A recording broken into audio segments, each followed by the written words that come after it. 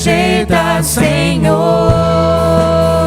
Estenda-me, Senhor. Estenda-me tua graça e deixe, Deus, teu amor fluir. Por misericórdia nós clamamos. Faz chover perdão e graça sobre mim, perdão e graça. E lava-me, Senhor, pois hoje eu preciso do teu amor. Faz chover perdão e graça sobre mim, perdão e graça. E lava-me, Senhor, pois hoje eu preciso do teu amor. Faz chover perdão e graça sobre mim, perdão e graça. E lava-me, Senhor, pois hoje eu preciso do teu amor. Faz chover perdão e graça sobre mim, perdão e graça. E lava-me, Senhor, pois hoje eu preciso do teu amor. Amém. Se a gente olhar lá na história de Jó, a gente conhece ela bem, e quem não conhece, vou falar bem rápido.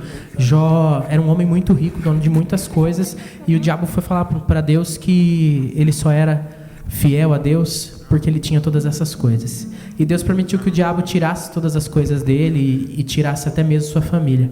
E Jó perdeu todas as coisas, todos os bois e jumentos e cabras e camelos, todas as casas, todas as terras, todos os empregados e todos os seus filhos. Só sobrou ele e a mulher e as pessoas que vieram contar para ele o que tinha acontecido em cada lugar onde havia sido destruído o que ele tinha.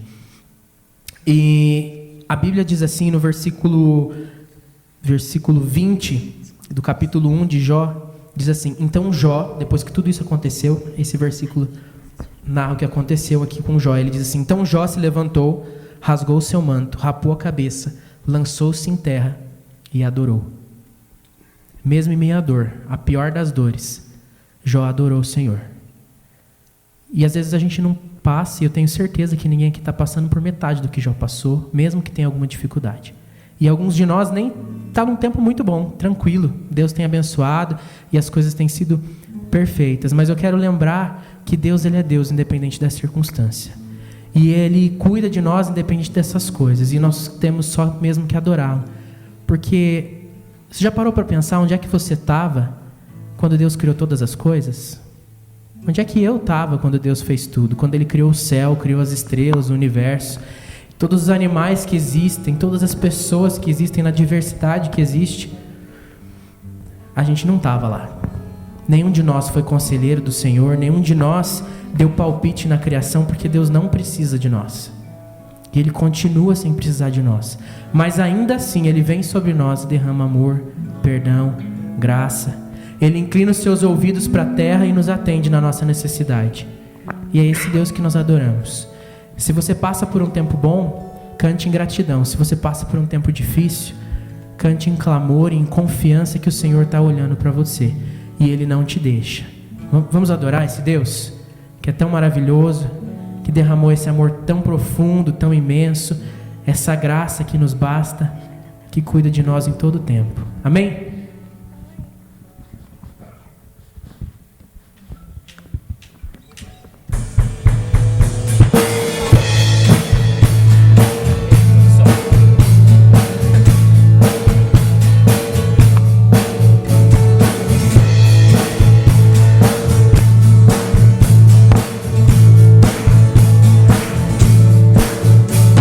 Aquele que sonda o meu interior,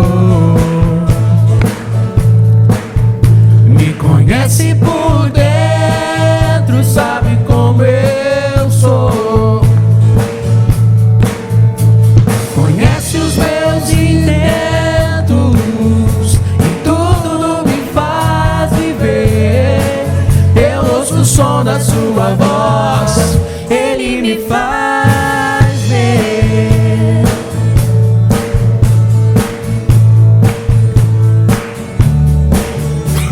Aquele que sonda o meu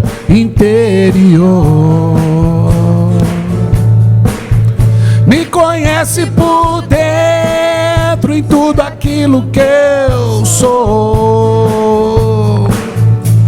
E nem ao seu próprio filho poupou em meu favor. Eu não quero mais sair desse universo de amor.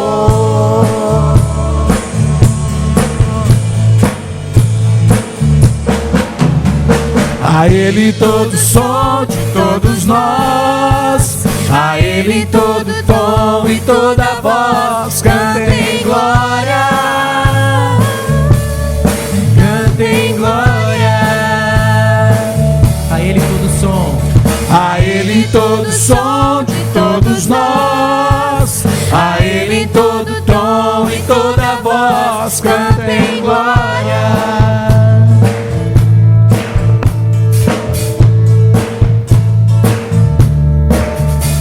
aquele que sonda o meu interior,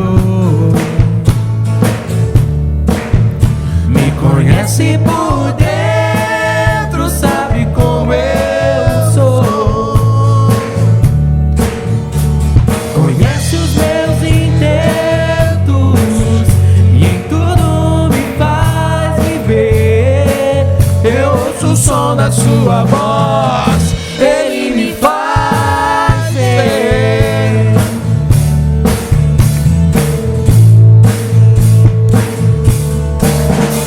Aquele que sonda o meu interior, que me conhece por dentro em tudo aquilo que eu sou, e nem ao seu próprio filho poupou em meu favor. Eu não quero mais sair desse universo de amor.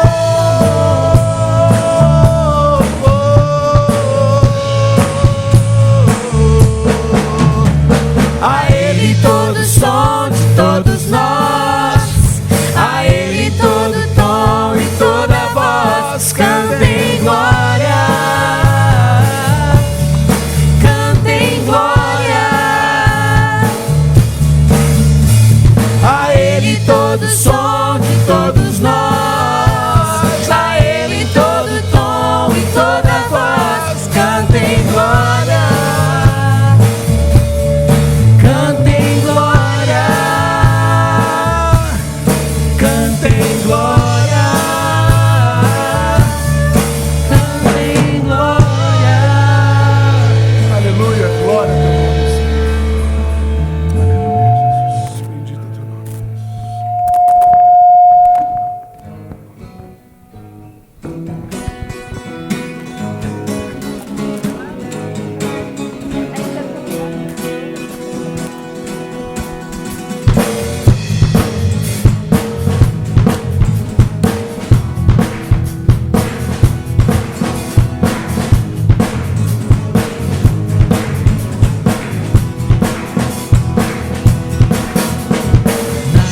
nada nos separará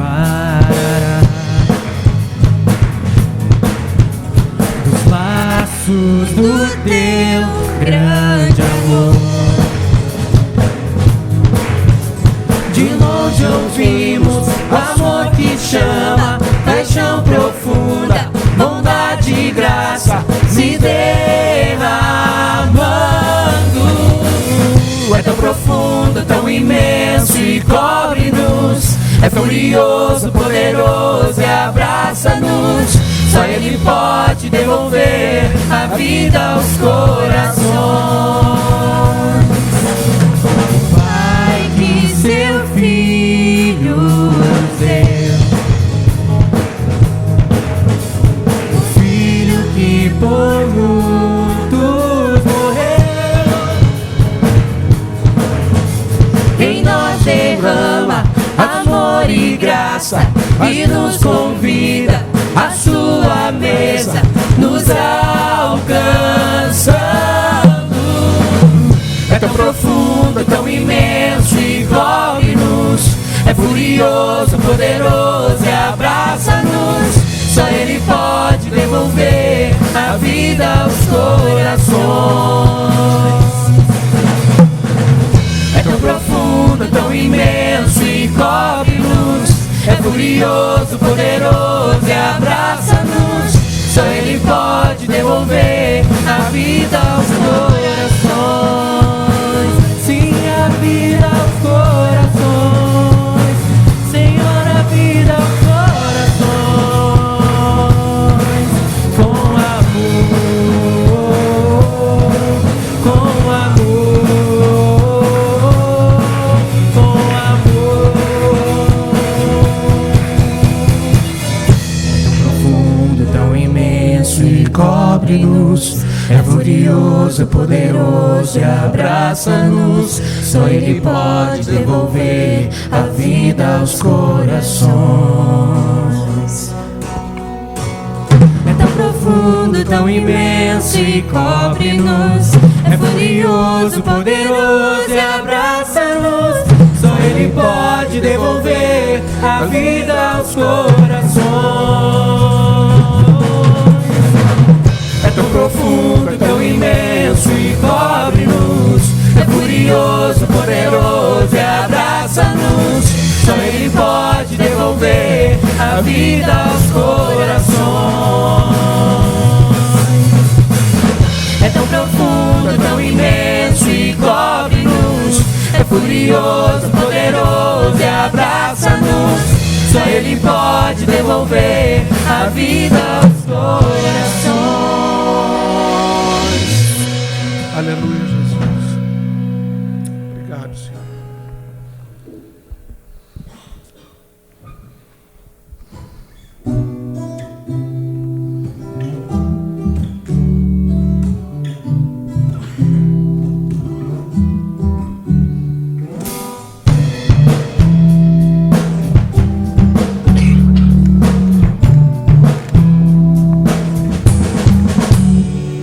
Descende dos altos céus,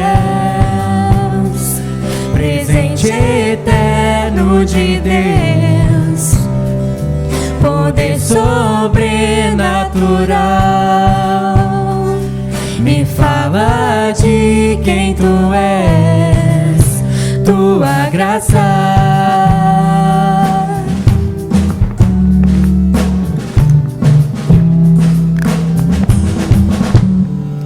Clareia a minha visão, és força pra prosseguir, alegra o meu coração, me lembra quem sou em Ti. A Tua graça me basta, Tua graça me basta, é tudo que preciso.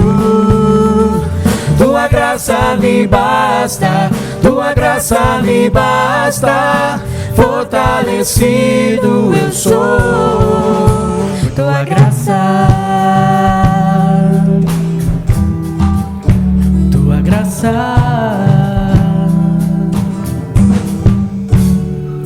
clareia a minha visão,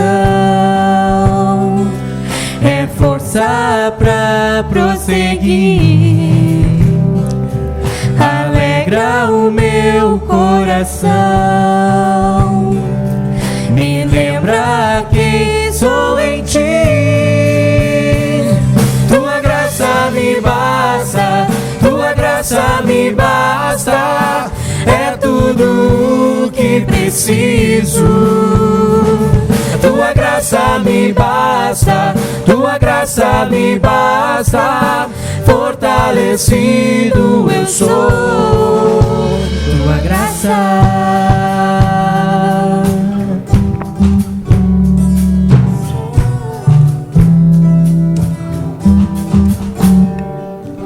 Quando eu sou fraco, é que sou forte. Quando eu sou fraco, é que sou forte. Quando eu sou fraco, é que sou forte. Quando eu sou fraco, é que sou forte. tua graça me basta, tua graça me basta, é tudo o que preciso.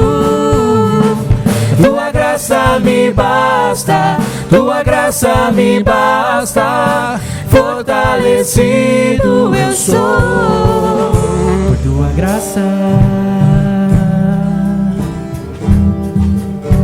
tua graça.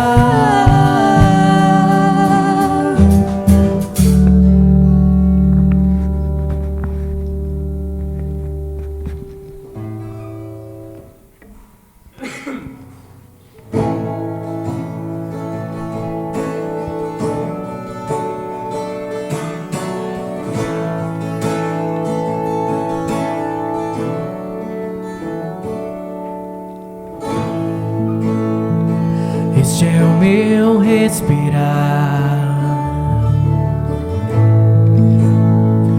este é o meu respirar.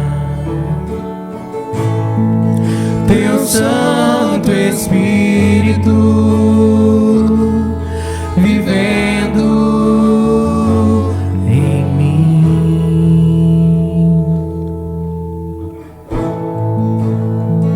e este é o meu pão, e este é o meu pão. Tua vontade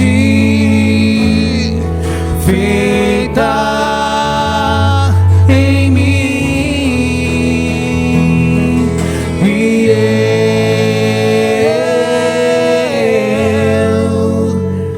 eu nada sou sem ti,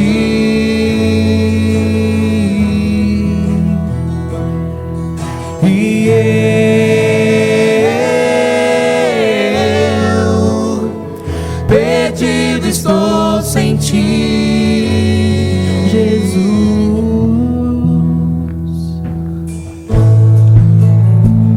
Este é o meu respirar, este é o meu respirar. Teu Santo Espírito vivendo em mim,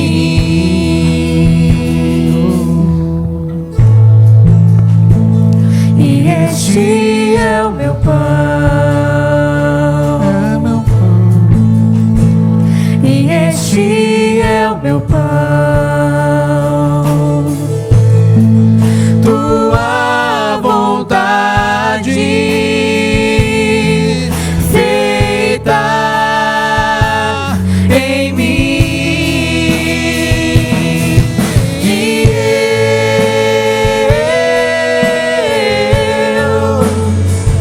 eu nada sou sem ti, Eu nada sou, e eu perdido estou sem ti, Jesus. e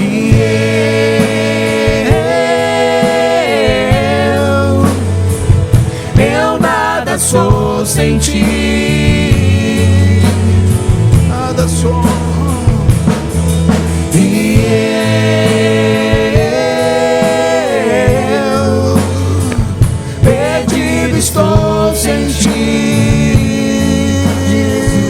eu nada sou sem ti, nada sou sem ti.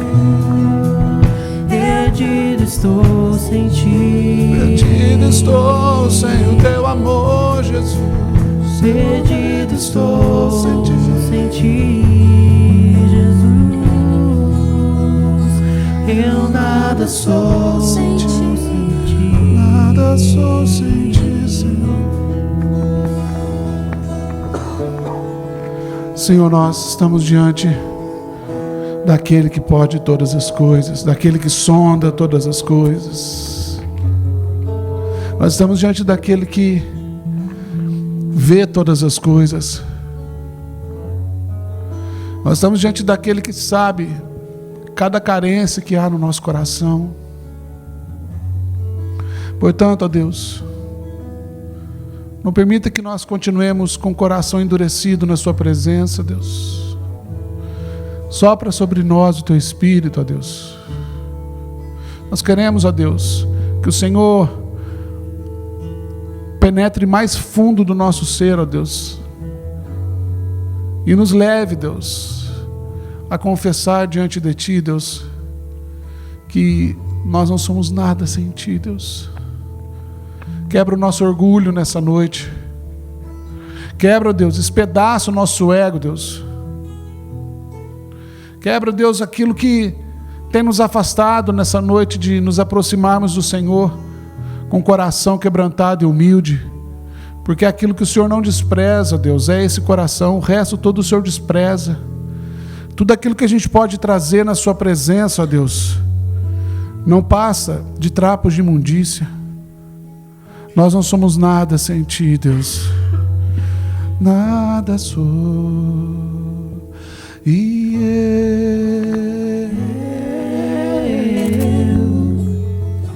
eu nada sou sem Ti. Você pode adorar o Senhor dessa forma? Diga isso, confesse. E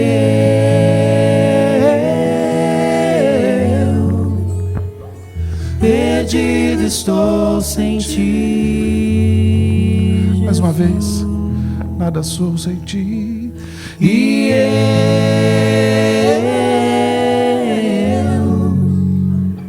eu nada sou sem Ti. Nada sou sem Ti, perdido estou. E eu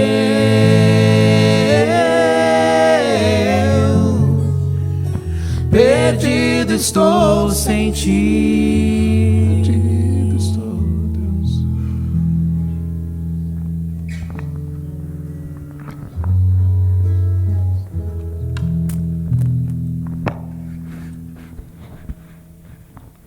Amém. Pode sentar.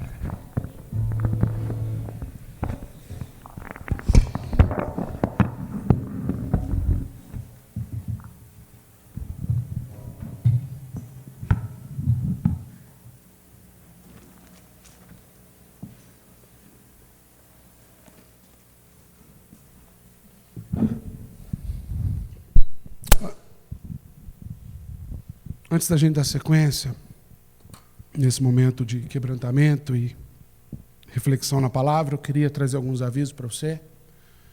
Sexta-feira nós vamos para o acampamento, Reacendendo a Chama 2015. Eu não sei quantos já fizeram a inscrição, mas eu quero dizer para você que esse acampamento realmente tem sido preparado para ser um momento especial na nossa vida.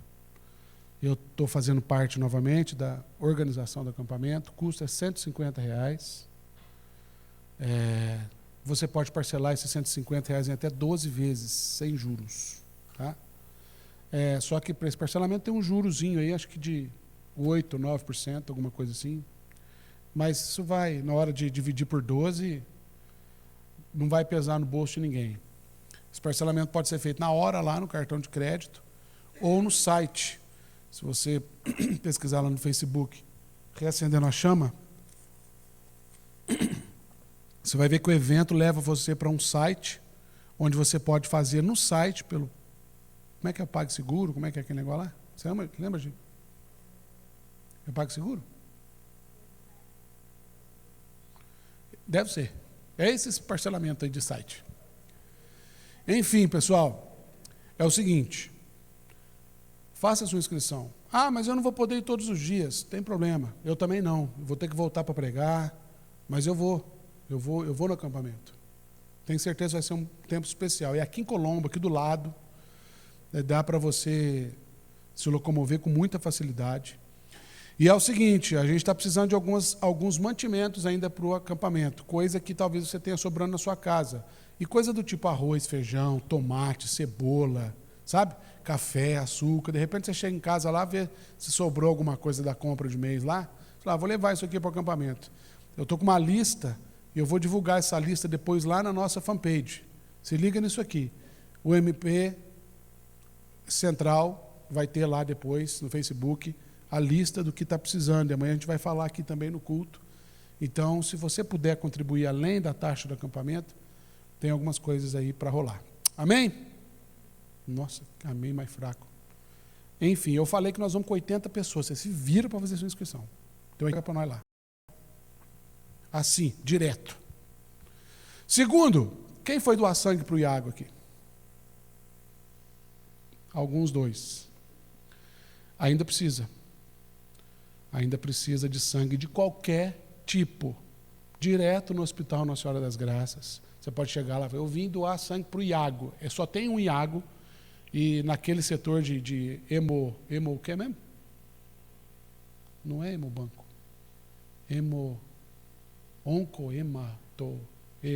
Mulher do hemo. Como é que chama?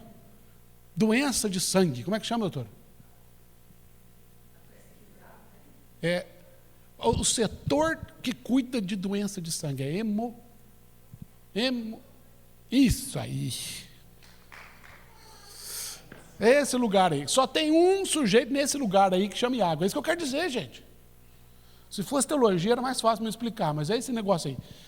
Só tem uma pessoa no setor de hematologia. Não está no hemocentro. Eu estou explicando que só tem uma pessoa que chama Iago, que está no setor de hematologia, é isso? Pronto. Então, eu estou falando isso porque o pessoal está louco atrás de mim. Mas como é que eu explico qual Iago que é? Só tem um Iago que está nesse setor. Então, se você chegar e falar, eu vim doar sangue para o Iago, vai para ele. Entendeu, gente? É simples. Dói para doar sangue, a picada dói, tá? Mas é bom, porque... Oi? Tem um cafezão depois, né, Léo? Gente, é sério. Ele precisa de muito sangue, tá? A notícia boa, presta atenção aqui, ó. Se você está orando pelo Iago, que já vai estar aqui no nosso meio, a doença dele é grave, uma leucemia grave. Esse transplante foi, assim, a última tentativa e deu certo. Amém, pessoal? Glória a Deus. Deu certo o negócio, ele está se recuperando, está reagindo. Glória a Deus por isso. Falei com o Iago e ele falou assim, eu quero ir lá na igreja falar muito obrigado para o pessoal lá que está orando e doando sangue para mim. Então, a gente está falando de gente que está assim, ó, na beira da morte, mas que está com o coração grato por tudo aquilo que Deus tem feito. E você pode ser parte disso. Amém? Isso é muito sério.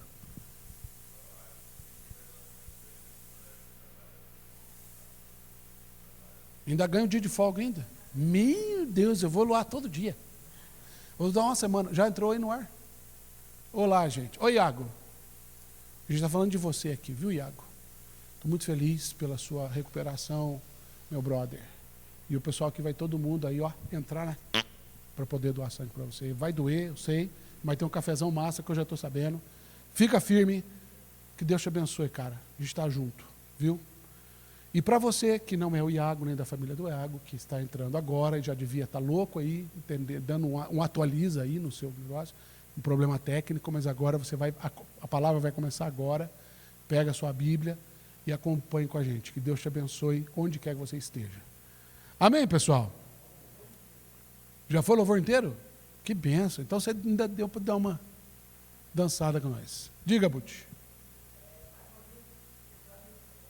Verdade. Ponta Grossa City. Intercâmbio com Ponta Grossa, dia 26 de setembro.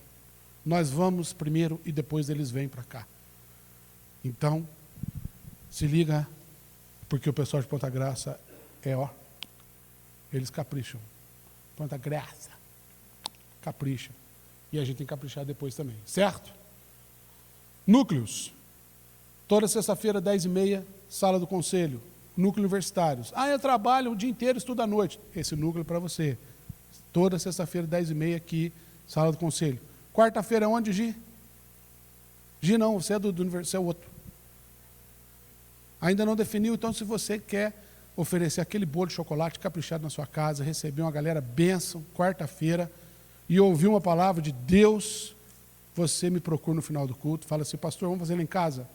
Quarta-feira, às 8h. Amém, igreja? Glória a Deus. Muito bom.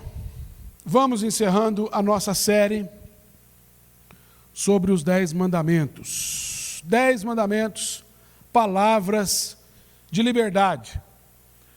E algumas pessoas vieram me procurar ao longo dessa série para que eu explicasse melhor algumas justificativas sobre o porquê dessa série. Então, eu quero lembrar você que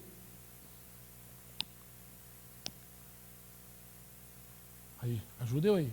Tem um help ali, ó, tem um backup ali atrás. Eu quero lembrar você o porquê que a gente está estudando essa série. Primeiramente, porque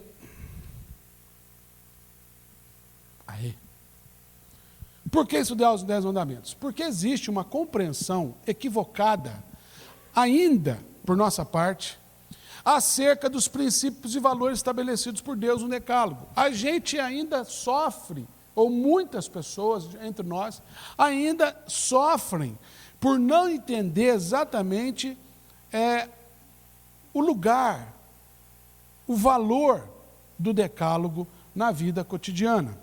Segundo, porque muita gente sofre justamente por viver cercado daquela moralidade, daquele legalismo, decorrentes da má compreensão acerca do Decálogo. O Decálogo é o nome que a gente dá para os 10 mandamentos. E em terceiro lugar, porque nós precisamos urgentemente buscar entendimento de que a obediência aos 10 mandamentos traz implicações diretas para a vida cotidiana e para a missão da igreja. Tem muita gente que fala assim, pastor, mas isso aí é lá nos 10 mandamentos, é lá no Antigo Testamento, isso não tem mais valor para hoje. Alguém já falou isso para você? Ah, não, mas isso é 10 mandamentos, isso aí, o Antigo Testamento já não tem mais valor. Tem valor, e o mesmo valor, só não tem o mesmo contexto, mas todo o contexto é aplicado em todo tempo e em toda circunstância, em toda cultura.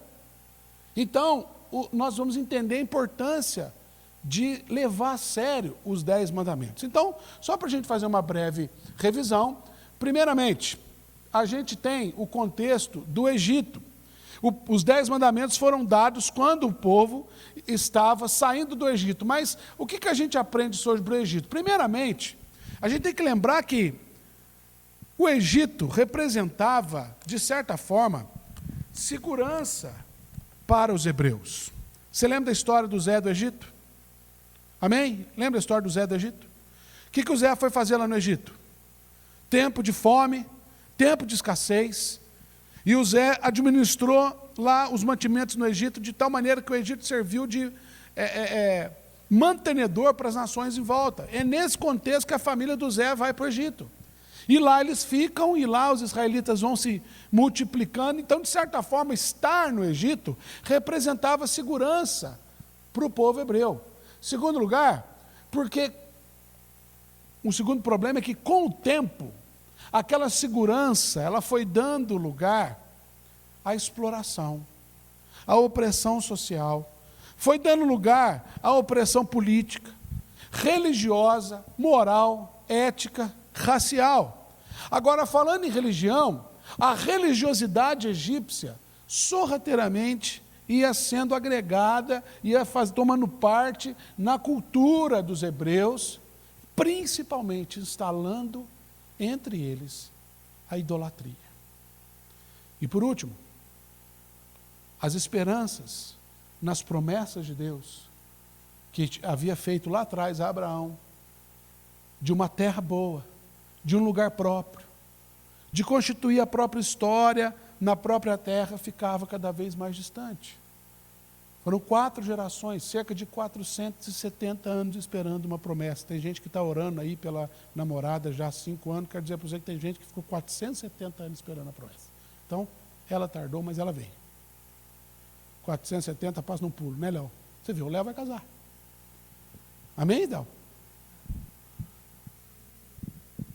Não, porque o Léo esperou muito tempo, namorou 30 anos aí. Uma hora chega. É isso que eu estou dizendo. Mas, a gente vai lembrar, foi uma piada sem graça, mas vocês têm que rir para me dar moral, até porque está gravando, entendeu? É o seguinte, livro do Tim Keller, backup, ajuda aí. Vamos ler junto essa frase aqui, olha. Vamos ler junto? Consegue ler ali? Consegue chegar ali? Se não conseguir, é só você chegar mais para frente, certo? Fica a dica. O coração... 1, 2, 3 e... O coração humano toma coisas boas, como uma carreira de sucesso, amor, bens materiais e até a família, e faz delas os seus bens últimos. Nosso coração as diviniza como se fossem o centro da nossa vida, porque achamos que podemos ter significado e proteção, segurança e satisfação se as alcançarmos. Isso é verdade ou é mentira, gente? Você concorda com isso aqui? Se você não concorda, abra o seu coração, porque pode ser que você esteja justamente vivendo, assim como eu, em muitos aspectos, eu já dei testemunho disso, de como a leitura desse livro mexe com o meu coração. Talvez você esteja vivendo isso e não está percebendo. Talvez você esteja divinizando a sua segurança e tudo aquilo que cerca a sua vida, de tal maneira que você não está conseguindo enxergar o quanto devoto daquilo que você está se tornando. Então, só para a gente caminhar, o quadro geral da situação, ainda fazendo ponte com o contexto do decálogo, aponta para a gente, em primeiro lugar, que no contexto histórico havia por parte de Israel comodismo, frustração, aquele sentimento de inferioridade. Os egípcios são melhores que a gente, eles têm tudo que a gente não tem, então é melhor ficar aqui. Segundo, eles tinham que viver constantemente com aquilo que eu denominei de síndrome do não. Eles tinham vários nãos ao longo da história, o não de Adão, o não de Caim, o não de Abraão, o não de Isaac, de Jacó, de Moisés, e agora a sua vida também girava em torno do não. Que não é esse? O não da expectativa frustrada, o não de não conseguir ver as coisas acontecendo. E isso gerou no coração deles uma dureza tão grande que nos aproxima, justamente essa síndrome do não, é aquilo que nos aproxima do contexto do decálogo. Nós vivemos um tempo onde os valores da nossa cultura mexem profundamente com a nossa dificuldade de receber o não. Nós somos uma geração mimada. Nós somos uma geração que não sabe lidar com não. Nós somos uma geração que não está sendo preparada para lidar com frustrações. E aí, quando as coisas não dão certo na nossa vida, a gente se abate, a gente fala, meu Deus, o que eu faço? A gente não sabe lidar com isso. Então a gente perde de vista aquilo que Deus tem para fazer, a gente perde no nosso coração a perspectiva da grandeza de Deus, e a gente perde principalmente a verdade de que muitas vezes o não é a forma de Deus dizer sim para nós. Muitas vezes, quando Deus diz não, Ele está nos protegendo, Ele está nos privando de um mal pior, ou Ele está dizendo para a gente que ainda não chegou o tempo, porque se isso acontecer fora do tempo, isso não vai dar certo. E tantas outras questões. Portanto, a gente dividiu durante essa série o Decálogo em 3 partes. A primeira delas é quando a gente percebe que o Decálogo, nos 4 primeiros mandamentos, é uma fonte de toda a sabedoria. É quando Deus olha para o seu povo e diz, eu sou o Senhor. Eu sou o único que pode cuidar da sua vida, eu sou o único que pode lidar com aquilo que você não consegue. E aí a gente ouviu o Lucas falando sobre essa parte no contexto de idolatria. A gente viu como que a gente facilmente, aquilo que a gente leu no livro do Tim Keller, a gente facilmente diviniza as coisas que se aproximam de nós, especialmente aquelas que se apresentam como poderosas ou como fonte de segurança. Como dinheiro, sexo, drogas, rock and roll nem tanto hoje, mas e tantas outras coisas, família, emprego. A gente começa a colocar essas coisas num lugar que não é delas. E quando essas coisas elas saem dali, a gente desaba. Então, fonte de sabedoria no sentido de Deus falar assim, olha, eu sou o Senhor teu Deus. Não tem outros deuses diante de mim, confie em mim. Não brinque com as minhas coisas. Entenda quem sou eu, como eu cuido de você. Depois, lá na Silva Jardim, a gente viu que o Decálogo também nos oferece recursos ou orientações para uma vida feliz, nesses 4 mandamentos aqui. Santificar o dia do Senhor, honrar os teus pais, não matar, não adulterar, tem a ver com a maneira que a gente vive para ser feliz. A gente viu a importância de descansar, nós somos uma geração que está sendo preparada para não descansar mais. A gente hoje faz 3, 4 coisas ao mesmo tempo, e quando chega fim de semana a gente está pilhado com tanto de coisa, ainda tem um compromisso com a igreja, a gente vem, faz tudo malemar na igreja, quando vê segunda-feira já está indo de novo, e a gente é uma geração onde aumenta drasticamente o índice de estresse e doenças decorrentes da ansiedade. A gente viu que honrar os pais para que se prolongue os dias na terra não tem nada a ver com ser bonzinho com o pai para viver muito, mas tem a ver com a estrutura familiar. Nós não honramos nossos pais por outro motivo, senão pelo fato deles serem nossos pais. E aí a gente estudou um pouco da crise de família, modelo de família. A gente vê que dentro dessas orientações para uma vida feliz, o Senhor fala para a gente: não seja violento. Não matar ali não é no sentido de você não poder matar uma aranha. Aliás, quando aparecer uma aranha, você pica ele em 1000 pedaços, porque eu morro de medo. Não venha com essa não, biólogo. Ainda mais aranha marrom. O pessoal que está chegando em Curitiba, prepara, hein? Prepara, porque o bicho é do capeta. Viu? Mata. Estou incentivando a matar a aranha mesmo. Pode me perseguir depois aí, Sociedade Protetor dos Animais. Eu peço desculpa e fica tudo bem. Vamos lá. Não adulterar, estrutura de família. Cuidar um do outro. Essas questões têm a ver com a nossa, com uma vida feliz, uma vida que honra a Deus. Pois bem, então hoje a gente vai encerrar com a última parte do Decálogo. E eu quero chamar a sua atenção para... Ai, meu Deus, foi tudo uma vez. Tem que fazer aquele negócio assim. O lado prático. Certo? O lado prático do Decálogo é o que eu chamo de espiritualidade contagiante. Então abra sua Bíblia agora, lá em Êxodo 20, e acompanhe comigo os últimos versículos do Decálogo. Êxodo 20, a partir do versículo 15. Êxodo 20, 15 diz para a gente assim: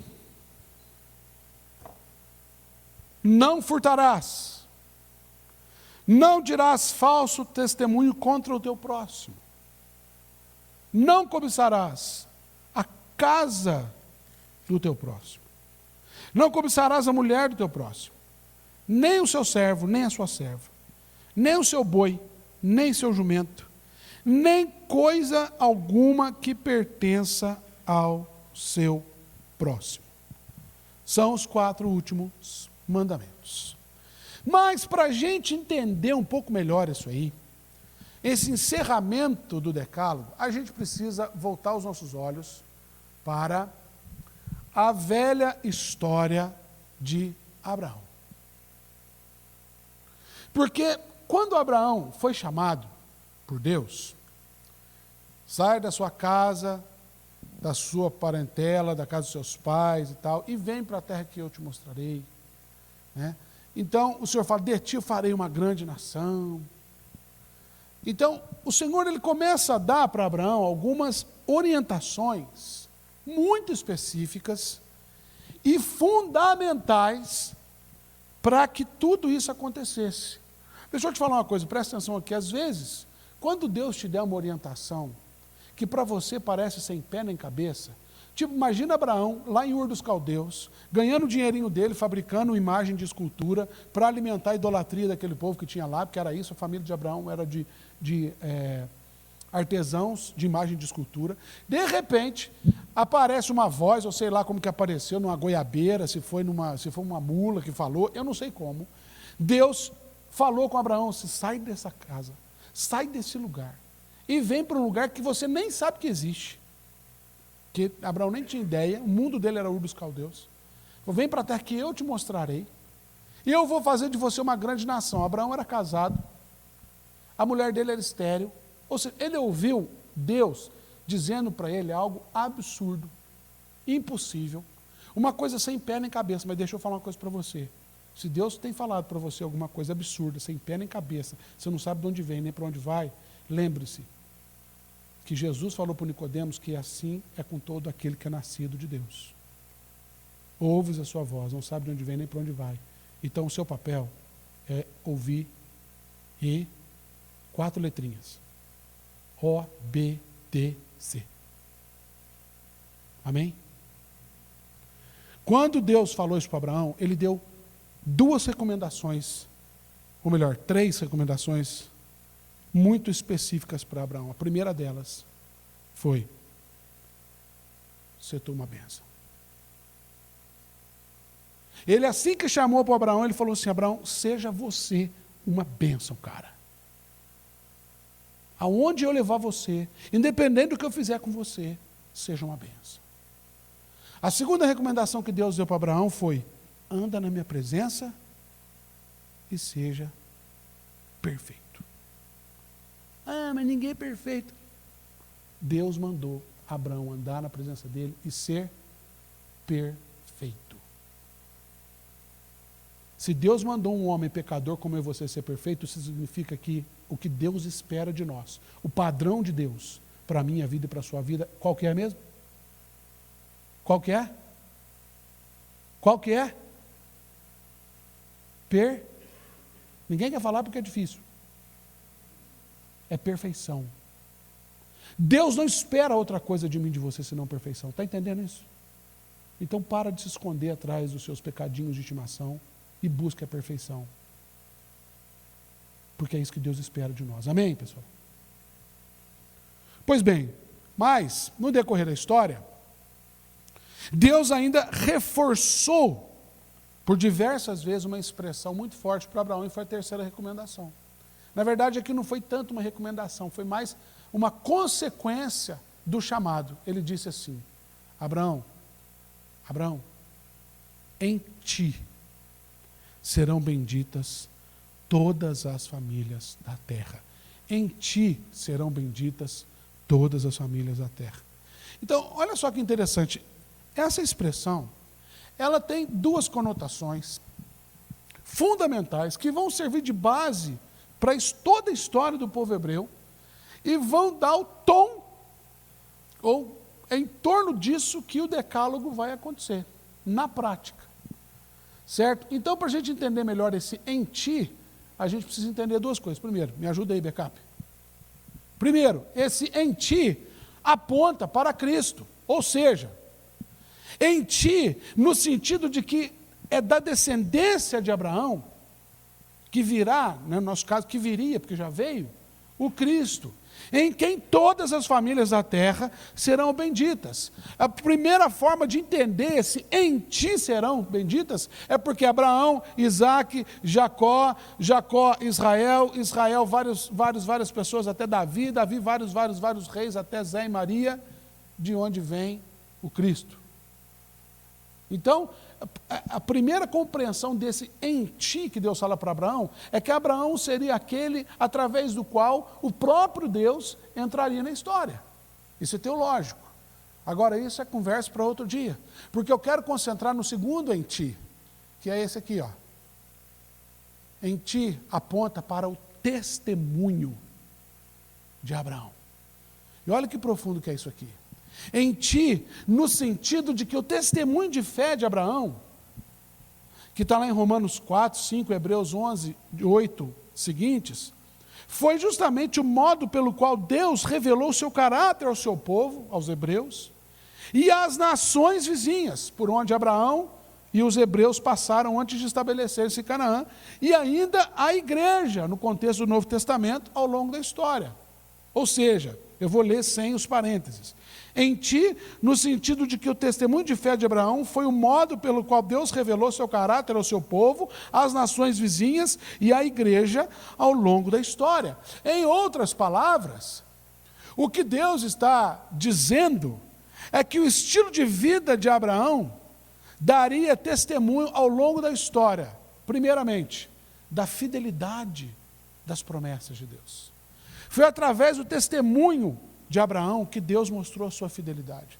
Segundo, da integridade do caráter de Deus. Um Deus que não muda. Um Deus que passa tempo, entra tempo, e Deus continua o mesmo. Terceiro, de que Deus pode fazer na e através da história da vida de um homem. O que Deus pode, testemunho do que Deus pode fazer na e através da história de um homem. Ou ainda, toda essa perspectiva, ela é retomada no Decálogo. Ou seja, a perspectiva de um Deus que continua sendo fonte de toda sabedoria, a perspectiva de um Deus que ama o seu povo e quer que o seu povo viva bem e seja feliz, mas principalmente a perspectiva de um Deus que revela o seu caráter, seu amor, seu poder, sua graça, através do testemunho de fé que é dado dia a dia pelo seu povo, na sua vida comum, na sua vida cotidiana. E é exatamente aqui, nesse ponto, que entra: não furtarás, não dirás falso testemunho, não cobiçarás a casa do teu próximo. É exatamente nesse ponto que essas expressões, elas encontram um sentido prático na nossa vida. A partir de agora, então, eu quero convidar você a analisar um pouco melhor algumas questões a partir dessas expressões, mas não sem antes responder algumas questões básicas. Muda para mim. Eu vou pedir para você mudar, porque o meu dedo está doendo já, tá bom? Esse negócio aqui não funciona, não. Nós precisamos responder algumas questões de ordem essencialmente prática na nossa vida. A primeira delas: o que define quem é você? Para e pensa. Se alguém chegar para você e falar assim: quem é você? O que te define? Segundo, passa para mim. Como as pessoas que convivem com você te definem? Porque você pode falar assim: eu sou um cara legal. Igual eu, por exemplo, todas as vezes que eu peço que eu vou me definir, eu falo assim: eu sou um cara gordo, feio, esquisito, sem graça. Mas a minha esposa fala: ele é lindo, maravilhoso, cheiroso, perfeito. E é isso que importa. É uma brincadeira, mas às vezes há uma ambiguidade muito grande aí. Então a gente precisa responder também, em terceiro lugar, quais os recursos disponíveis para os outros, para que quem é você possa ser definido por eles. Então uma coisa é como você se definiria, a outra coisa é como os outros te definem. Agora, para que o outro possa te definir, quais os recursos que estão visíveis, que são disponíveis para ele? Sabe por quê? Em primeiro lugar, passa lá. Porque o que define você não é a sua aparência. Graças a Deus, falei. Principalmente os homens, não as meninas. Ô marada feia, desgraçada, viu? Ainda bem que o que define a gente não é a nossa aparência. Amém, homens? Os mais vaidosos não falam nada. Segundo, o que define você não é a sua cor, nem a sua raça. Amém, pessoal? Amém. Falou mais escurinho da turma ali, ó. Amém. E isso é muito importante. Não, tem um Abraão também que está ali par com você, ó. Isso é muito importante. Ainda mais num país como o nosso. Vocês viram o que aconteceu agora? Um dos principais pesquisadores de uma, não lembro qual universidade dos Estados Unidos, o cara que descobriu a cura para não sei o que lá, ele veio dar uma palestra aqui em São Paulo, e no hall de um hotel ele foi barrado para entrar. Ele foi barrado, sabe por quê? Ele é negro e tem dread no cabelo. Alguém viu essa reportagem? Vocês viram isso? Ele tem uns dread no cabelo, é um baita do negão, assim, estiloso. O cara é uma autoridade enorme nos Estados Unidos. Ele foi barrado na entrada, não deixaram ele entrar, e ele era o palestrante. Em pleno século XXI a gente convive com essas coisas. Terceiro lugar, o que define você, sobretudo, não é a sua condição econômica e social. Amém? Ou alguém está sendo definido por isso aqui? Então, o que define a gente? Me ajuda aí. O decálogo ensina que o que define você é no que você crê. Porque no que você crê, a partir do que você crê, é que, primeiro, o que você faz. Segundo, vai determinar o que você fala. Terceiro, vai determinar o que você pensa. É a partir do que você crê que o que você faz, o que você fala, o que você pensa vai aparecer. E esses são os recursos que as pessoas têm para definir quem você é. Então, olha que interessante. Determinar o que você fala. Passa lá. Não furta. Determinar o que você fala. Aliás, primeiro o que você faz. Segundo, o que você fala. Não minta. Terceiro, não cobice. Então esse finalzinho do decálogo é essencialmente prático, porque ele é o fechamento daquilo que Deus já estava dizendo anteriormente, e é a partir disso que o povo de Israel ia ser definido ao longo da história. É o que você faz, é o que você fala, é o que você pensa, e Deus está preocupado com isso. É por isso que ele dá essas instruções, mas vamos analisar todas elas. Primeiro, não furtarás. Passa para mim. Furtar vem do hebraico ganab. E essa expressão hebraica, ela é profunda. Porque ela vai indicar para a gente, além do ato de roubar, aviltar, extrair sem consentimento, esse verbo indica todo ato furtivo.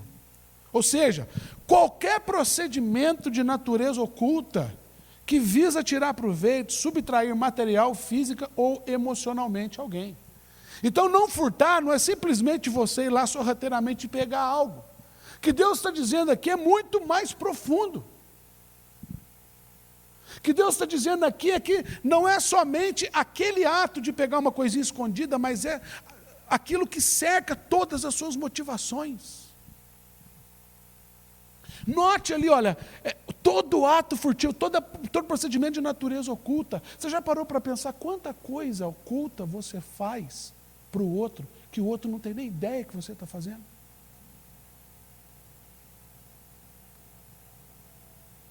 E que de repente Deus coloca, infiltra uma pessoa que é leal àquela pessoa lá no meio daquela rodinha e essa informação chega na pessoa.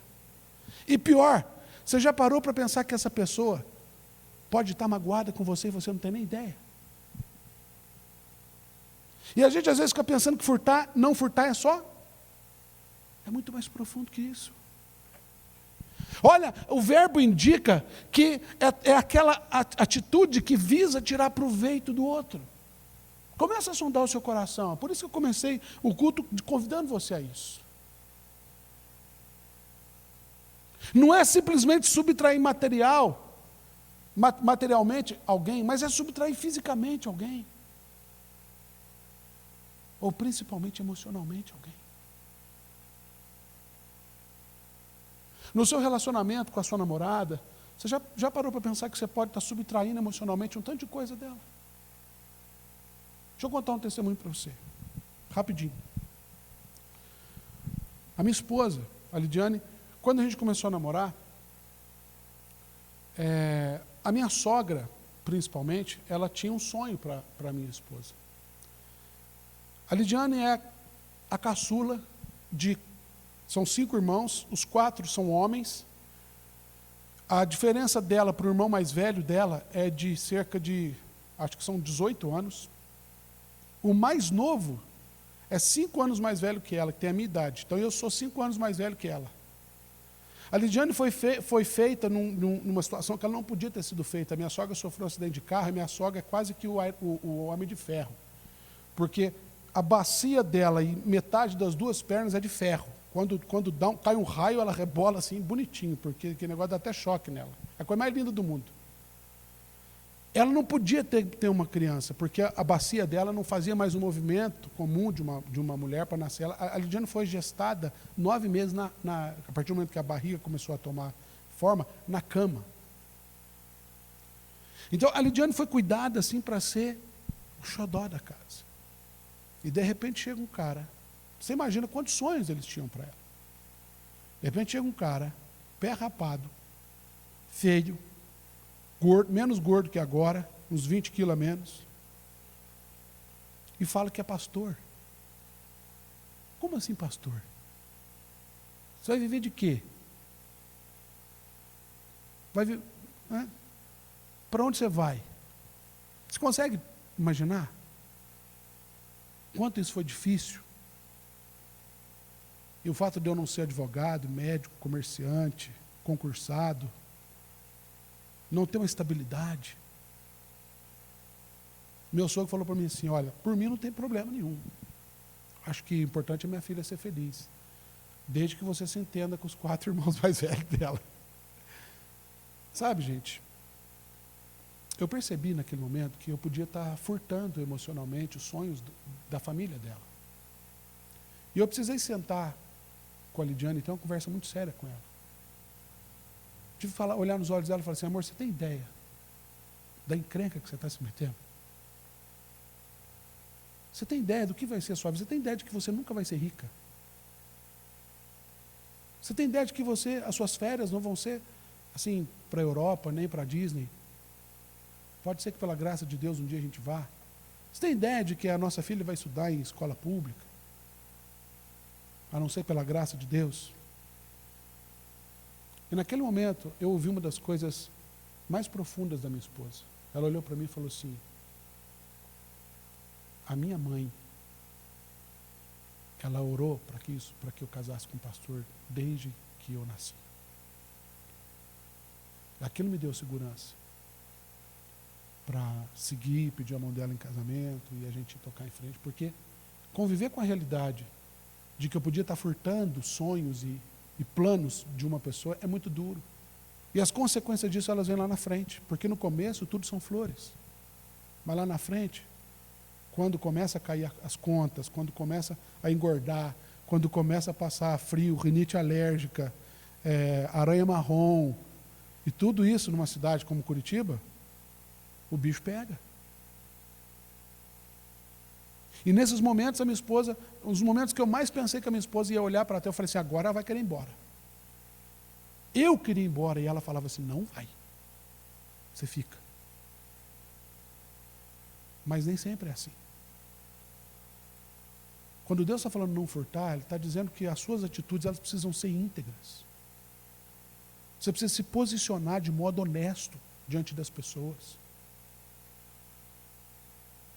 Você precisa fazer as coisas na frente das pessoas.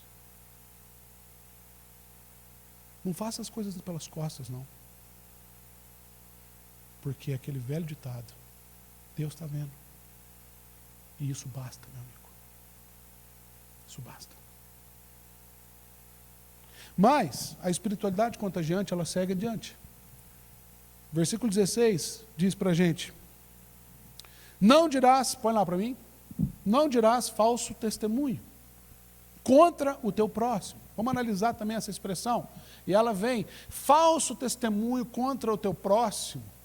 É uma expressão, é quase com uma frase hebraica, shekered rear.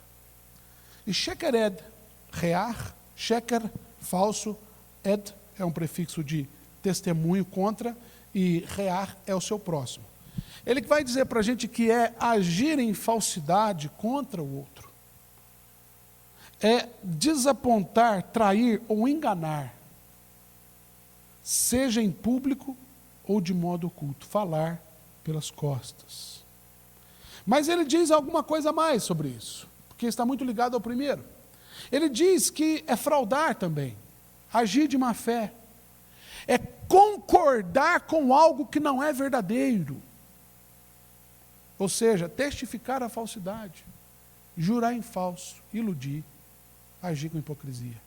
Eu quero chamar a sua atenção principalmente para o concordar com algo que não é verdadeiro. Tomar parte daquilo que não glorifica a Deus.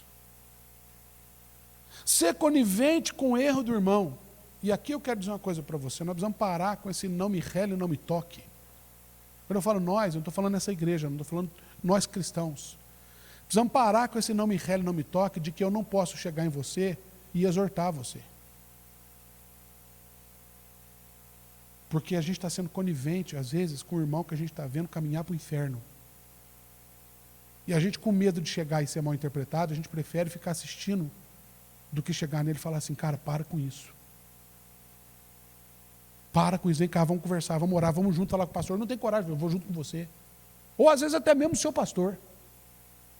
Chega nele e fala assim, pastor, está tudo errado, pastor. Porque isso é pecado. Aí você fala assim, eu sou tímido. É nesse sentido que a Bíblia vai dizer lá em Apocalipse, um pouquinho mais para frente do texto que o Erlon leu, que os tímidos não entrarão no reino de Deus. Não é o tímido daquele que não, sabe? Não é esse tímido. É o tímido que é conivente com o erro do outro. Porque ladrão é tanto aquele que pula o muro quanto o que fica vigiando o vizinho. Então, ser conivente com o pecado de alguém, ser conivente com aquele que está cambaleando, por isso que o profeta, que Deus disse para o profeta que estava vendo o seu povo morrer, o profeta chorão Jeremias, e fala para ele assim, livra os que estão cambaleando para a morte. Livra, chega neles e fala, para, não anda por esse caminho, cara. Você vai ser mal interpretado, a pessoa vai falar para você, quem é você? Mas não fica assistindo de camarote a tragédia de quem está perto de você. E isso é tão grave, passa para mim, que o sufixo rear, que é o próximo, ele indica amigo íntimo, amigo comum, companheiro, note que vai caindo, camarada, colega, concidadão, outra pessoa, um ao outro. Quer dizer, ele está dizendo que essa atitude não é só para quem está longe, ou para quem está perto, é para com todo mundo. Isso é responsabilidade de quem tem a luz do Evangelho. Então não é só o fato de você não levantar falso testemunho, mas o fato de você estar vendo o mau testemunho sendo dado e não faz nada. Por que Jesus olhou para os seus discípulos e disse, vós sois a luz do mundo? Não se pode esconder uma lâmpada debaixo da cama, não é isso que ele fala? Sermão do Monte? É você que vai iluminar as pessoas. Agora a gente é lanterna acesa com mão na frente. Porque a gente fica cheio de não me rele, não me toca, eu não posso falar, eu não posso. Para com isso, isso é pecado.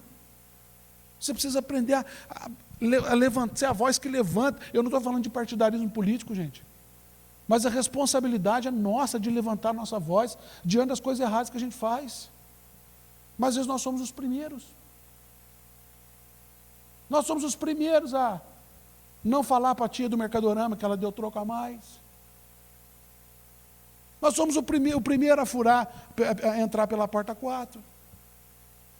Estão entendendo o que eu estou dizendo? Entrar pela porta 4, bem articulado.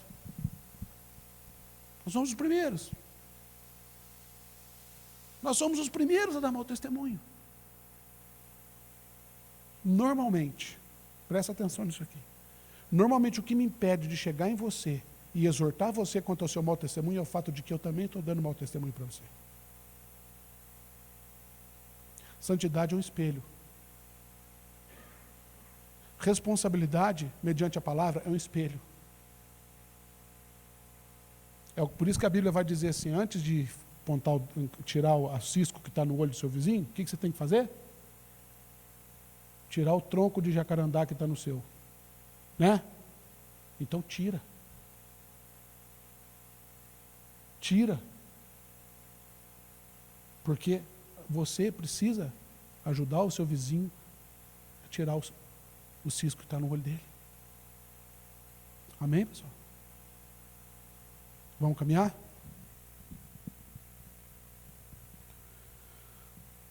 Não cobiçarás a casa do teu próximo.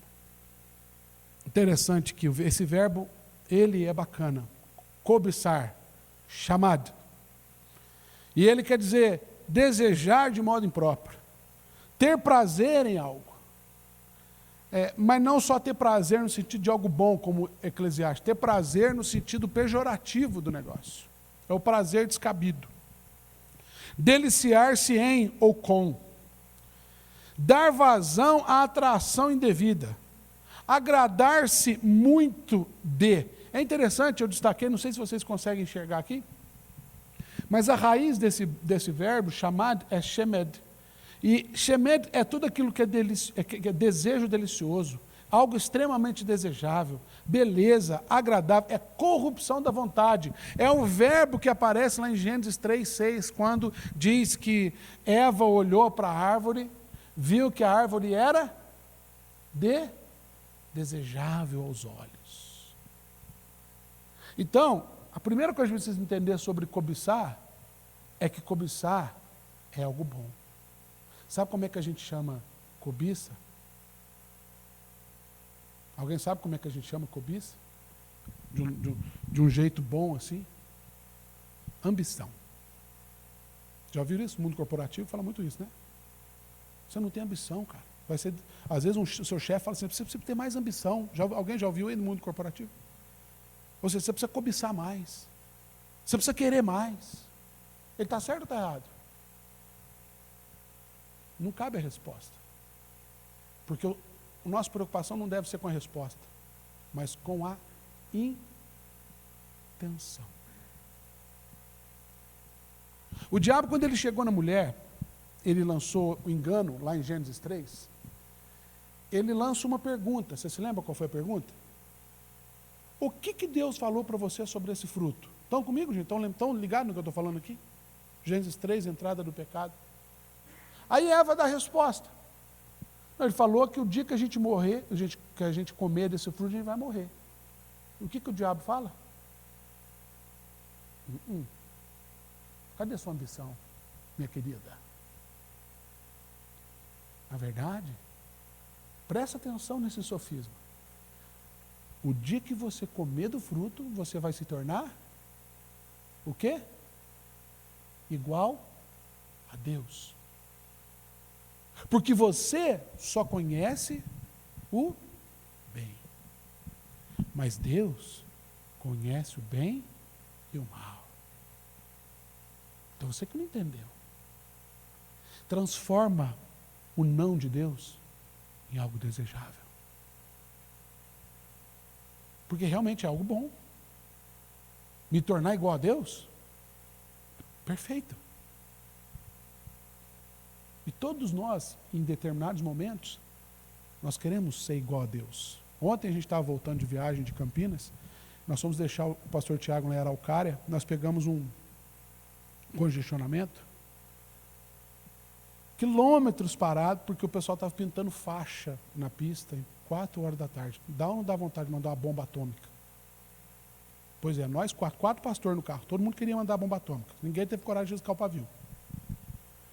Aí fomos, deixamos ele lá. Na volta, o que aconteceu? Aquele quilômetros e quilômetros de congestionamento. Aí eu falei assim, vou brincar de ser Deus. Porque eu sabia por que ele estava parado, né? E o povo lá tudo bravo. Deu vontade de parar o carro. Falou assim, gente, nem adianta ficar bravo. Vocês vão ficar em 1 hora. Eu sei que vocês vão ficar, porque é aquela sensação boa de saber o que vai acontecer, sabe? Naquele momento passou isso pela minha cabeça. Na mesma hora eu linkei com essa palavra. Falei, meu Deus, olha por onde que a cobiça entra. A cobiça é algo bom, gente. Sabe o que é cobiça? É aquela coceira no vão do dedo do pé, quando você chega em casa, coloca o pezão em cima do sofá. Os homens sabem muito bem o que eu estou falando. É ou não é verdade? Não vem te falar que não é, não. Todo mundo dá uma coçadinha no canto do dedão. É aquela coceira gostosa no meio das costas, que você compra aquela mãozinha por R$ 3,99. Quando não tem mãozinha, você arranca um toco assim, fica assim. É ou não é verdade? Outra coceirinha danada de boa, não é não? A cobiça é assim, gente. Mas o resultado da cobiça é trágico. E olha aonde que vai parar essa história. Porque diz assim, não cobiçarás a casa do teu próximo. Mas passa para mim. A casa, aqui o termo casa é bait. E bait não é só a ideia de casa enquanto construção, mas a ideia de onde a sua família está. A ideia de ambiente familiar. Por isso que ele segue dizendo assim, não cobiçarás a casa do teu próximo, não cobiçarás a mulher do teu próximo, nem o servo, nem a serva, nem o seu boi, nem o seu jumento, nem qualquer coisa que pertença ao seu próximo. Ou seja, o que ele está tratando aqui é algo muito profundo. Olha só a estrutura disso, passe para mim. Vai lá, mais um. Ele fala em, mais um lá, mulher, servo e serva, boi e jumento. Para pensar comigo. Família. Segundo, Classe social, porque ele tem servos e servas. Terceiro, boi, os bens que ele produz, que ele tem.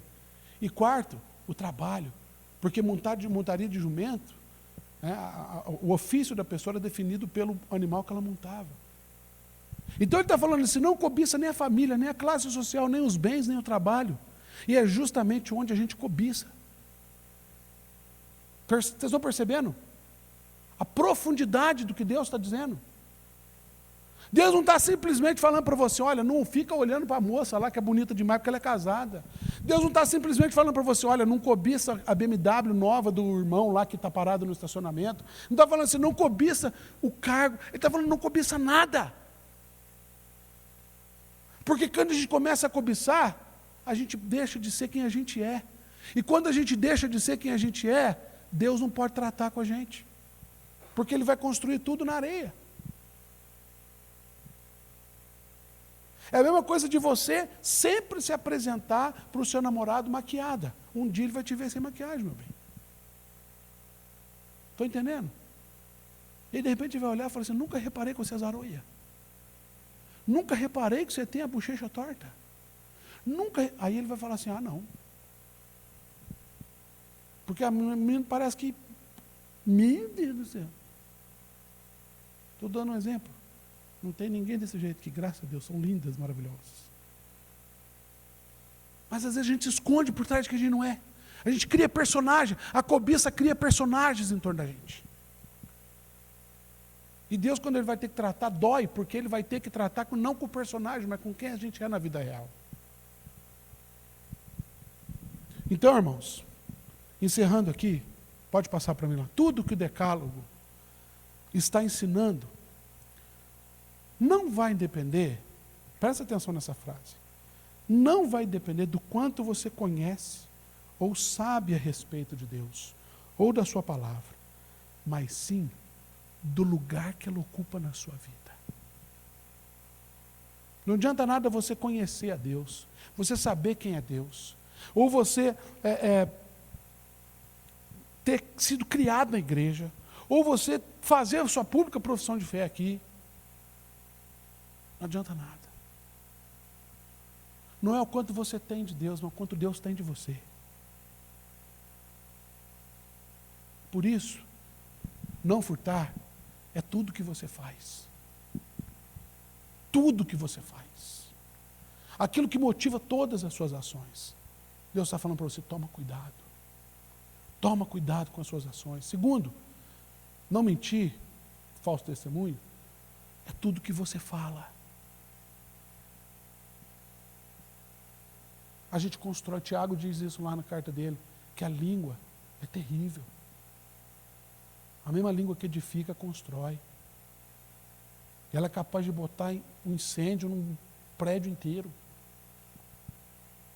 Deus está preocupado com o que você anda falando, como você anda falando. E terceiro, não cobiçar é tudo o que você pensa. A Bíblia diz que o pecado começa no pensamento. Né? É o que você pensa, e cada um é tentado naquilo que cobiça. E aí a cobiça passa a ter vida própria e ela dá origem ao pecado. Não se esqueça que o Senhor conhece os seus pensamentos. Ainda a palavra nem me chegou à boca e tu, Senhor, já conhece toda. Então a gente tem que cuidar daquilo que a gente pensa. A gente tem que cuidar daquilo que dá origem aos nossos sentimentos. Em outras palavras, o que Deus está falando para a gente é que a gente tem que cuidar do nosso caráter, da nossa integridade. Porque é justamente isso. Pode passar. É justamente isso que vai fazer com que as pessoas olhem para você e digam, primeiramente, onde foi que essa pessoa aprendeu a ser assim? Tão verdadeiro. Onde foi que essa pessoa descobriu esses princípios tão valorosos? Onde foi? Por que essa pessoa é assim, tão íntegro, tão ético, tão correto? É incorruptível, meu Deus, eu não consigo tirar esse cara da linha. É quando a gente cuida do que a gente faz, do que a gente fala, do que a gente pensa, do nosso caráter, que a gente começa a contagiar. Então o Evangelho, ele passa a ser resultado disso, ele flui naturalmente. Nós vamos ter aqui na nossa conferência missionária, em outubro, 23, 24, 25, 23, 24, 25 de outubro, conferência missionária, você pluga aí e vai ter uma bênção. É o seguinte, entre os preletores, nós temos um sujeito que chama Maurício Cunha. Alguém já falou Maurício Cunha? Fundador do CAD? Não? Vocês vão conhecer, porque esse cara é referência nacional. Vocês vão ter oportunidade. O Maurício Cunha é engenheiro agrônomo. Hoje ele é uma das maiores autoridades no Brasil na teologia da missão integral. Ele fundou uma instituição chamada CAD, Fazenda Rio Grande, Centro de Assistência e Desenvolvimento Integral. Há 20 e poucos anos atrás, Fazenda Rio Grande, alguém de Fazenda Rio Grande aqui? Fazenda Rio Grande era a terceira cidade do país em violência, desemprego e outro índice lá que eu não me lembro qual que é. 20 e poucos anos atrás. O CAD entrou em Fazenda Rio Grande. Hoje, Fazenda Rio Grande está entre as 20 cidades mais prósperas do nosso país. Para você ter ideia do trabalho que esse homem realizou lá naquela cidade. Agora, esse cara, um belo dia, 2 estudantes de agronomia, na Federal, jogavam bola, aqui um pouquinho para cima aqui da comunidade do Araújo, e eles, quando terminavam de jogar bola, eles eram amigos, eles sempre iam embora juntos. Um dia, 2 desses estudantes sentaram numa das portinhas aqui da Rua 15, e o Maurício Cunha virou, que era um deles, virou para o sujeito e falou assim, sujeito, fala uma coisa para mim. Eu já vou falar quem que é esse sujeito. Sujeito, fala uma coisa para mim. Por que você está fazendo agronomia? Porque você é pobre, sua família não tem fazenda. Por que você está fazendo agronomia? Ele falou assim, eu não sei por que eu estou fazendo agronomia, não. Exatamente, eu não sei por quê. Mas, na verdade, o Maurício queria chegar em outra pergunta. Ele queria perguntar por que você é assim. Porque você, diferente de todos os estudantes, você não tem perspectiva nenhuma e você é o mais feliz. Você é o cara que brinca com todo mundo, é o cara que todo mundo confia, todo mundo vem contar os podres para você. Começou a falar um tanto de coisa. Esse sujeito virou para ele e falou assim, é porque eu tenho uma coisa que você não tem. E ele então evangelizou o Maurício ali. Esse cara se chama Evandro Costa, diácono nessa igreja. Ele não tinha ideia de quem ele estava evangelizando, ia se tornar, 20 anos depois, uma referência nacional e internacional em teologia e desenvolvimento integral de sociedade, de comunidades pobres. Mas o testemunho do Evandro mudou a vida daquele cara. Foi contagiante. Então não é, o que define você não é a sua condição social, não é a sua raça, não é a sua aparência. No caso do Evandro, graças a Deus ainda.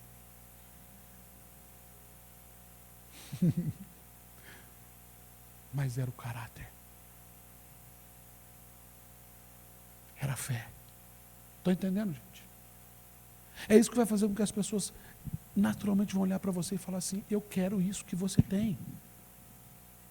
Seguindo, para terminar. É isso que vai fazer com que as pessoas, ao olharem para você, percebam que você é uma pessoa temente a Deus.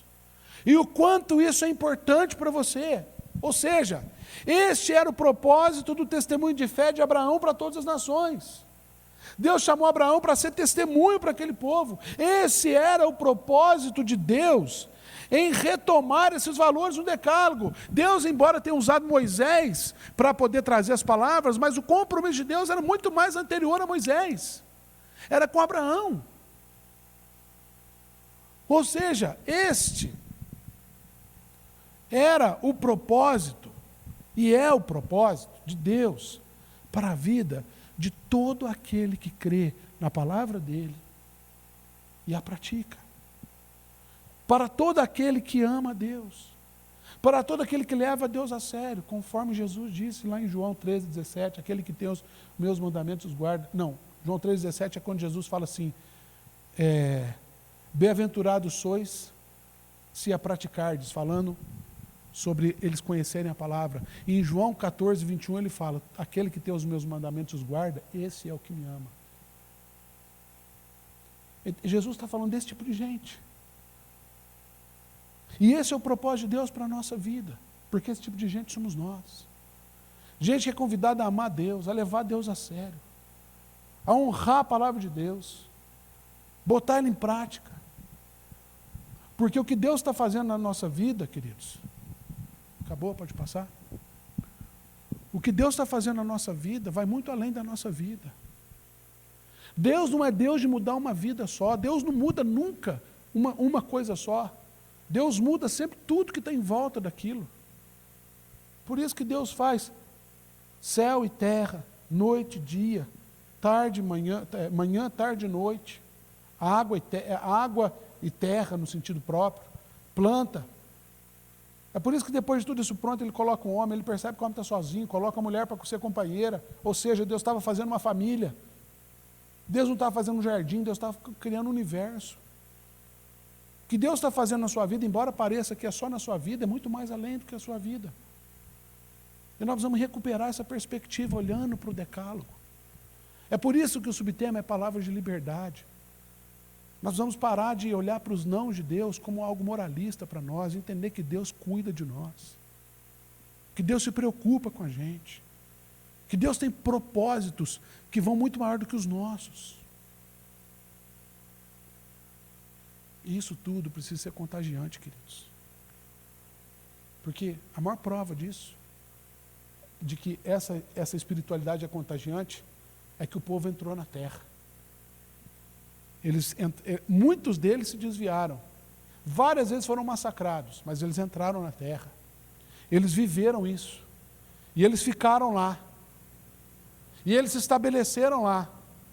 E Jesus veio para cumprir a promessa que Deus fez para Abraão. Jesus veio. E Jesus veio e separou 12 caras, que fizeram outros caras, que fizeram outros caras. E esses caras começaram a escrever um tanto de coisa. E esse tanto de coisa foi organizado. E esse tanto de coisa que eles fizeram chegou até mim e você. Tudo porque esse povo entendeu os 10 mandamentos. Então deu certo. A espiritualidade deles foi contagiante, porque contagiou a mim e você. Se não fosse a espiritualidade dos 10 mandamentos, a palavra de Deus não tinha chegado até nós. Se a palavra de Deus não tivesse chegado até nós, nós não teríamos conhecido a Cristo. Se nós não tivéssemos conhecido a Cristo, nós não estaríamos aqui agora. E é isso que a gente precisa entender. Na hora de falar, na hora de fazer, na hora de pensar alguma coisa indevida. Na hora de cuidar do nosso caráter. Porque Deus vai além daquilo que a gente pode ver. A minha oração é para que a gente saia dessa série com essa mentalidade. Que a gente parta para um segundo estágio de relacionamento com Deus. E a partir desse novo estágio de relacionamento com Deus, que na nossa vida comece a acontecer um tanto de coisa. Está na hora, queridos, da gente sair do zero. Está na hora da gente crescer. Está na hora da gente aprender um pouco mais. Sair do leitinho. Está na hora da gente pegar algo mais sólido. Porque o tempo não para. As coisas não param de acontecer. E Deus quer usar você. Deus quer usar a sua vida. Eu não sei quanto você crê nisso, mas se você crê nisso, eu quero convidar você a buscar isso de Deus agora. Se você está disposto, mas olha, seja muito sincero, não esquece que Deus está olhando o seu pensamento, o seu coração. Mas se você ouviu tudo isso, e isso é verdade, está falando com você, Deus, eu quero dar um passo além, eu quero sair dessa mediocridade. Eu quero viver uma espiritualidade contagiante. Se Deus está falando isso com você essa noite, peça e Deus vai abençoar você. Busque e Deus vai abrir as portas para você. Abra o seu coração e Deus vai tratar com você o que precisa ser tratado para você viver isso.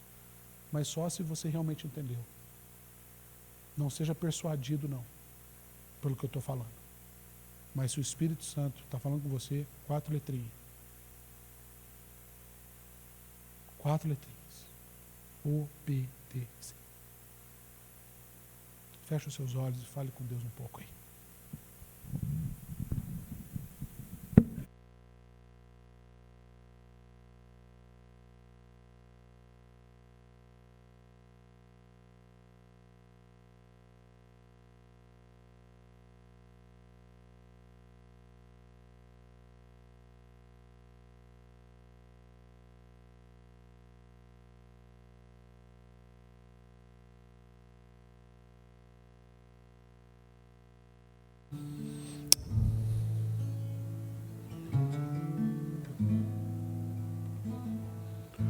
Confesso a ti, Senhor, que fraco eu sou, tão fraco eu sou, mas forte tu és. Eu venho a ti, Senhor, sem nada pra dar, só quero pedir, vem e ajuda-me, ó Deus.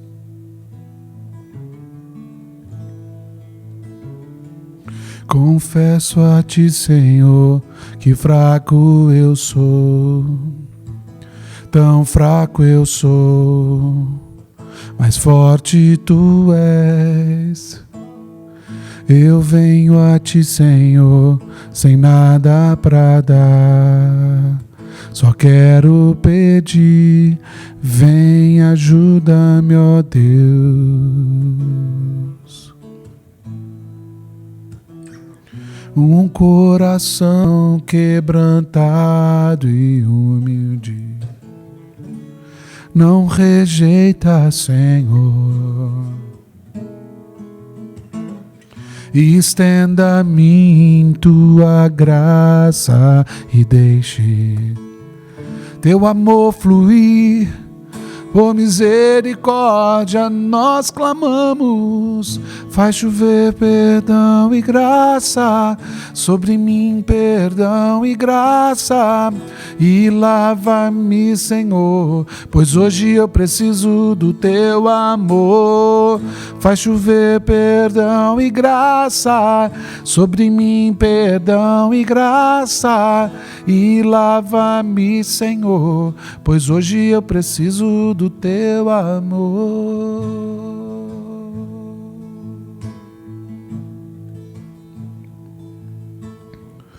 Um coração quebrantado e humilde não rejeita, Senhor. Estenda a mim tua graça e deixe teu amor fluir. Por misericórdia nós clamamos, faz chover perdão e graça, sobre mim perdão e graça, e lava-me, Senhor, pois hoje eu preciso do teu amor. Faz chover perdão e graça, sobre mim perdão e graça, e lava-me, Senhor, pois hoje eu preciso do teu amor.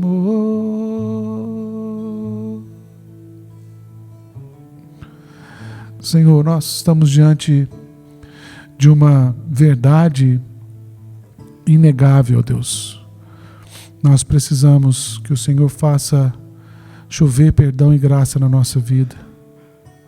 Nós precisamos do seu amor, Deus. Nós precisamos da sua misericórdia agindo na nossa vida. Nós precisamos, ó Deus, sair dessa zona de conforto. Nós precisamos viver uma espiritualidade contagiante, ó Deus. Nós precisamos viver de fato o evangelho na nossa vida, em todas as áreas, ó Pai. O Senhor sabe o quanto é difícil para nós deixar algumas práticas. O Senhor sabe o quanto é difícil para nós ter algumas áreas da nossa vida tratadas pelo Senhor, mas Deus, nós entendemos que é necessário, Deus. Por mais que doa, é necessário. Porque é através desse tratamento que o Senhor vai mudar a nossa vida, Deus. Sem mudar essas coisas, o Senhor não vai mudar a nossa vida, porque são essas coisas que nos afastam de Ti, Deus. Não tem outro jeito, Deus. Não tem outro jeito. Então, nessa noite, Pai, eu sei que o Senhor está falando aqui com algumas pessoas. Eu sei que o Senhor está desafiando aqui algumas pessoas a viver de modo diferente. Ó Deus, eu peço então que o Senhor dê a essas pessoas um entendimento acerca da profundidade, da largura, da altura, do comprimento do seu amor e daquilo que o Senhor pode fazer na vida de cada um aqui, Deus. Para a gente entender que os seus planos não são os nossos planos, os seus propósitos não são os nossos. O Senhor consegue enxergar muito mais longe, o Senhor consegue ir muito mais fundo, ó Deus, do que a gente consegue ir sozinho. E quem sabe, ó Deus, o Senhor, nessa noite, o Senhor está chamando aqui pessoas que vão mudar a história de famílias, talvez até mesmo história de países, ó Deus. Ó Deus, então em nome de Jesus, que haja transformação nessa noite aqui na nossa vida. Em nome de Jesus, Deus.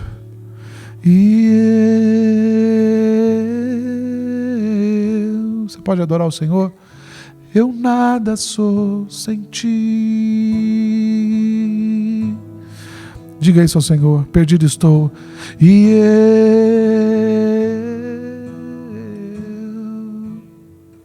perdido estou sem ti. Cante. E eu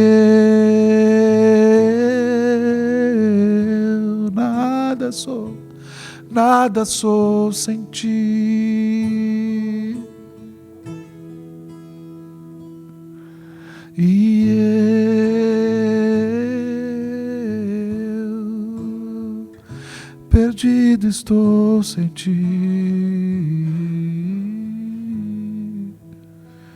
Perdido estamos sem ti, ó Deus.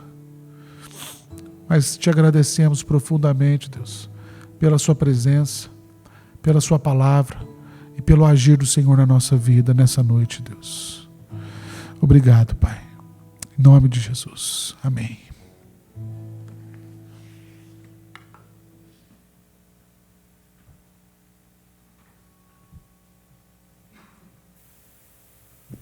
Pessoal, a gente está encerrando então, essa noite. Eu só queria reforçar mais uma vez o aviso do acampamento.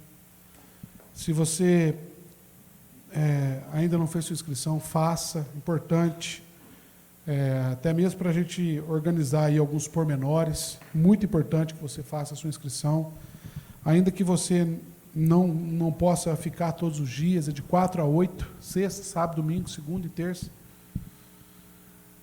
termina na verdade na terça de manhã.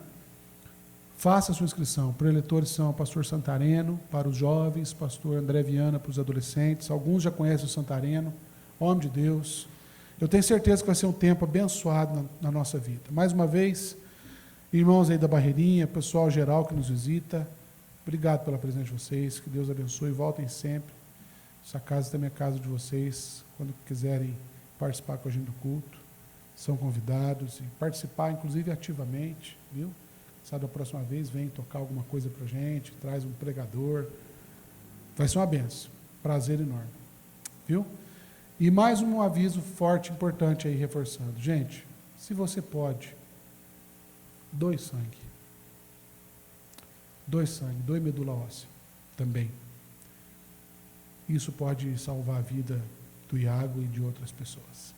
Amém? Deus abençoe você, até amanhã, se Deus quiser. Logo mais aí, às 9, 10, 11 e 7 horas da noite, a gente está junto em culto, adorando o Senhor. Deus abençoe, boa noite a todos.